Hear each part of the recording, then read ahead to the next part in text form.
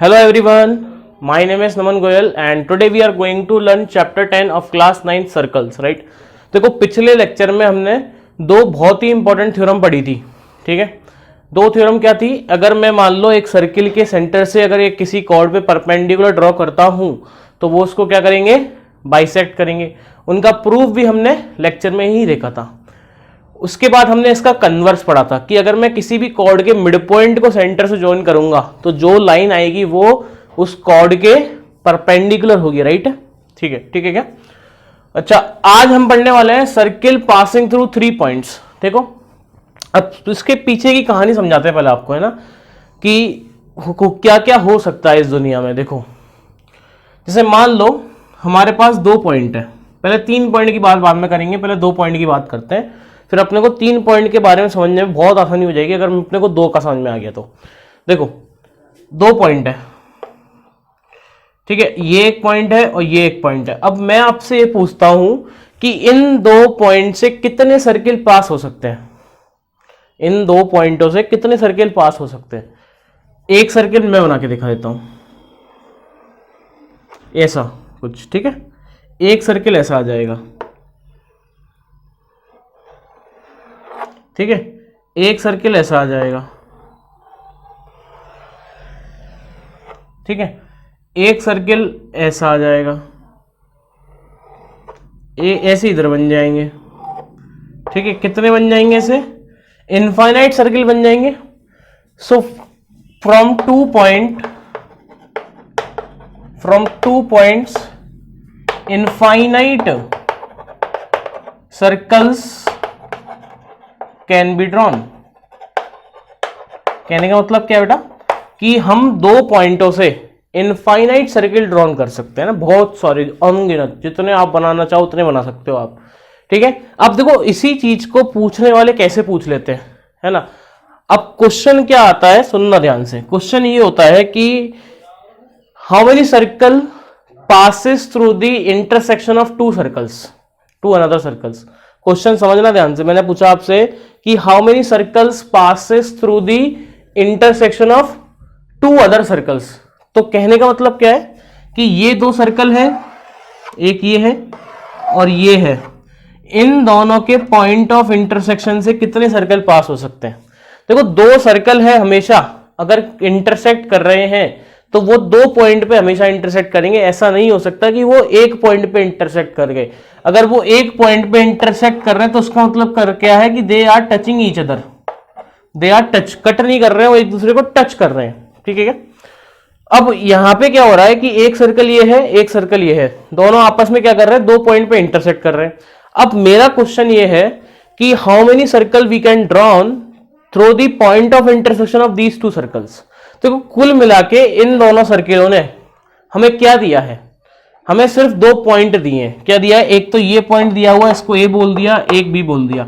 अब क्वेश्चन ये नहीं रहेगा कि इन दोनों के पॉइंट ऑफ इंटरसेक्शन से कितने सर्किल पास हो रहे हैं। क्वेश्चन अब ये बन चुका है कि इन दोनों पॉइंटों से कितने पास हो रहे हैं। और हमें पता है कि 2 पॉइंट से कितने सर्किल पास हो सकते हैं? इनफाइनाइट। तो 2 सर्किल के पॉइंट ऑफ इंटरसेक्शन से कितने सर्किल पास हो सकते हैं? इनफाइनाइट। Got it? ठीक है। अच्छा, इसी चीज को एक और तरीके से हम फ्रेम कर सकते हैं। देखो कैसे, सुनना ध्यान से। इसको मिटा देते हैं, ठीक है क्या? देखो, सुनो ध्यान से ना। अब क्वेश्चन अगला आता है हमारे माइंड में ऐसा कि how many circles will passes through the intersection of 1 line and 1 circle. क्या बोला मैंने? कि कितने सर्कल है ऐसे हैं जो पॉइंट ऑफ इंटरसेक्शन से पास होंगे, किस किस के? एक लाइन के और एक सर्कल के। किस किस के पॉइंट ऑफ इंटरसेक्शन से पास करने अपने को? के एक लाइन और एक सर्कल के। तो फॉर एग्जांपल ये हमारे पास एक सर्कल है, ठीक है क्या? ये एक लाइन है। तो देखो, अब हमें क्या चेक करना है कि इस पॉइंट से और इस पॉइंट से, देखो, हमेशा एक लाइन और एक सर्कल भी हमेशा 2 पॉइंट पे इंटरसेक्ट करेंगे, राइट है क्या? और अगर वो एक पॉइंट पे इंटरसेक्ट कर रहे हैं तो वो कट नहीं कर रहे हैं, वो टच करके जा रहे हैं, ऐसा, ठीक है क्या? तो देखो, यहां पे भी हमें मिला क्या? इन दोनों के इंटरसेक्शन से हमें मिला क्या? हमें कुछ नहीं मिला, हमें सिर्फ 2 पॉइंट मिले। तो इन दोनों पॉइंटों से कितने सर्कल पास हो सकते हैं? इनफाइनाइट। तो इसका आंसर भी क्या होगा? इनफाइनाइट। Got it? तो हमें बस इतना बात याद रखना है कि 2 पॉइंट से कितने सर्कल पास हो सकते हैं? इनफाइनाइट। ठीक है क्या?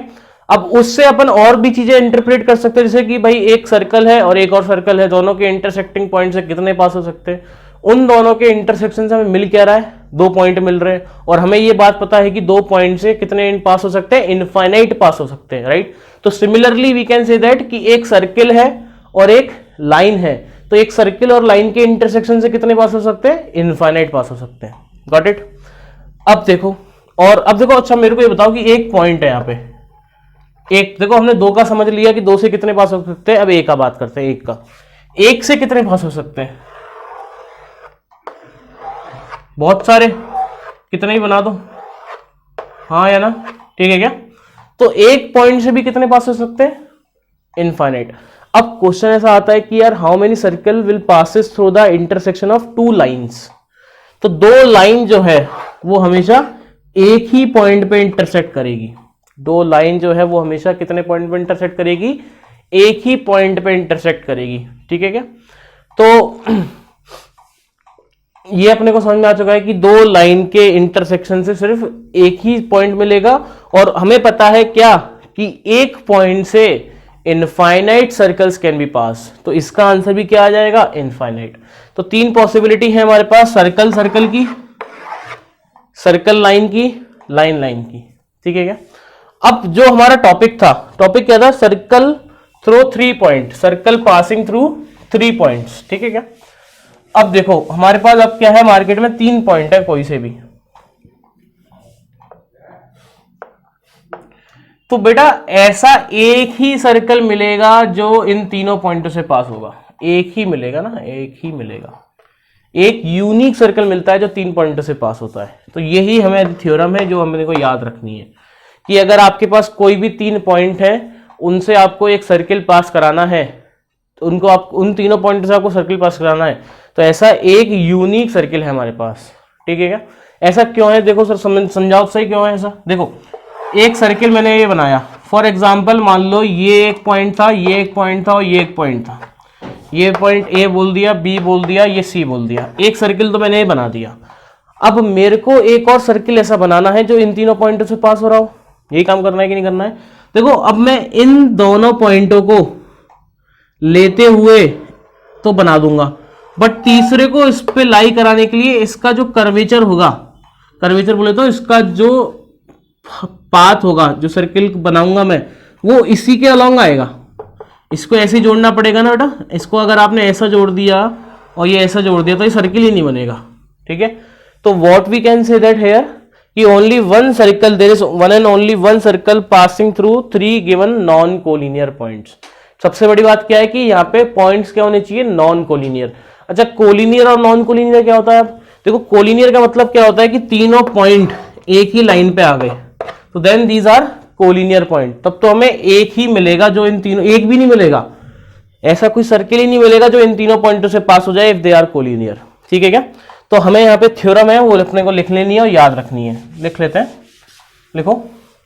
There is one and only one circle, theorem, there is only one and only there is one and only one circle, there is one and only one circle passing through 3 given passing through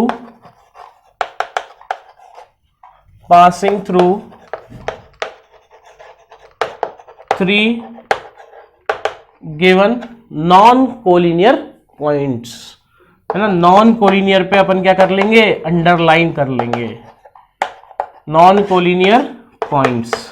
और अगर point collinear है, points जो है collinear है, सो एक भी circle ऐसा नहीं आएगा जो इन तीनों पॉइंटों से क्या हो जाएगा? पास हो जाएगा। अगर points are collinear, if points are collinear then there is not a single circle, एक भी सर्कल नहीं मिलेगा ना अपने को। Got it? ठीक है, तो ये बात अपने को समझ में आ गई है। तो आज के लेक्चर में इतना ही काफी है।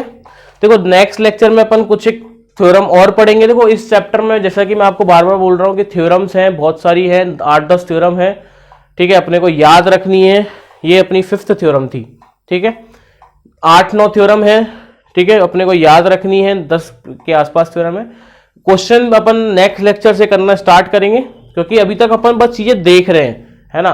3 लेक्चर हो गए हमारे, 3 लेक्चर 4 लेक्चर से अपन चीजें देख ही रहे हैं कि हाँ हमें क्या पढ़ना है। आगे के लेक्चर्स में बहुत इंपॉर्टेंट बातें करने वाले हैं, ठीक है। आगे के लेक्चर पढ़ेंगे अपन equal chord and their distance from the centre. मतलब अगर मैं 2 इक्वल कॉर्ड ड्रॉ करूं तो उनके सेंटर के बीच डिस्टेंस ऑफ सेंटर के रिलेशन क्या होता है, विच इज वेरी इंपॉर्टेंट, ठीक है।